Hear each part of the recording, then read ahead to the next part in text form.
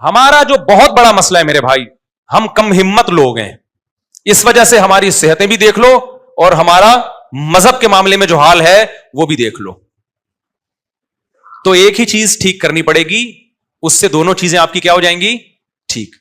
آپ کے اندر کوئی صلاحیت ہوتی ہے، مثال کے طور پر آپ بے وقوف ہو، پھر کچھ لوگوں کو تکلیف ہو رہی ہے، میں ان کو نہیں کہہ رہا، فرض کرو آپ بے وقوف ہو، تو آپ کو کوئی دنیا کی مشکل بات سمجھائے گا تو بھی مشکل سے سمجھ میں آئے گی، دین کا کوئی پیچیدہ مسئلہ سمجھائے گا تو بھی مشکل سے سمجھ میں آئے گا. ایسا نہیں ہوگا کہ بے وقوف آدمی کے سمجھ میں دین کی بات تو جلدی آ جاتی ہے کیونکہ نیک ہے، اور دنیا کی بات آتی نہیں کیونکہ نیک نہیں ہے. ایسا ہوگا؟ بھائی دماغ تو وہی ہے نا جو سمجھنے کے لیے.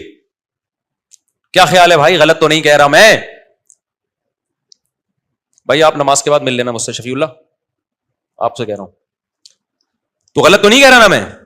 تو آج جو بہت سے لوگ ہیں نا جن سے گناہ نہیں چھوٹ رہے، ایکچولی ہم توبہ کرتے ہیں، ایکچولی ہم سے گناہ نہیں چھوٹ، ایکچولی فجر میں ایسے لگتا ہے جیسے مردے کو قبر سے نکالا جا رہا ہے.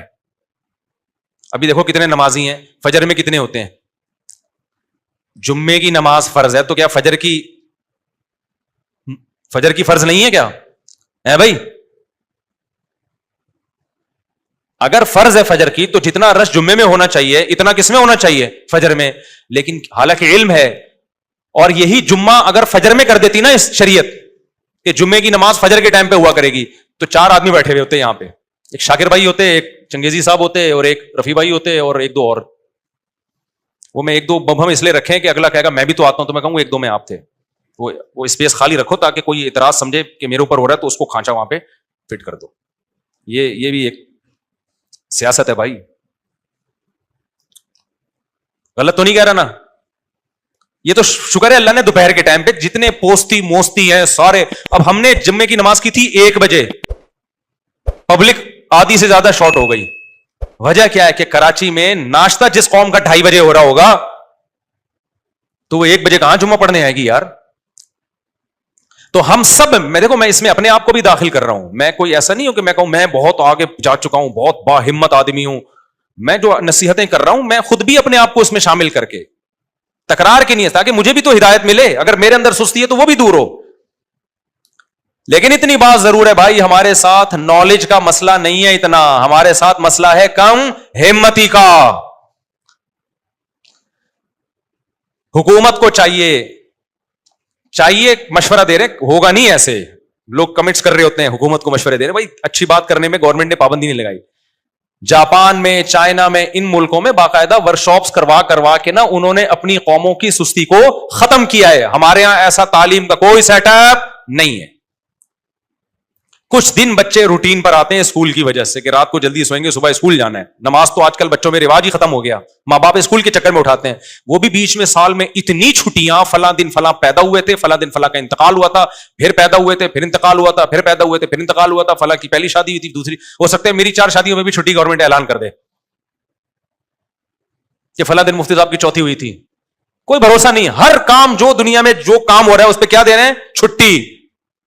یہ قوم وہ قومیں کرے نا چھٹیاں جو ترقی کرتے کرتے چاند پہ کمندے ڈالنے کی سوچ رہی ہو. یار چلو علامہ اقبال کے ایک دن چھٹی، چلو یار قائد اعظم کی دوسرے دن چھٹی، چلو یار فلاں لیاقت علی خان کی تیسرے دن چھٹی. قائد اعظم تو فرما کے گئے تھے کام کام اور بس کام.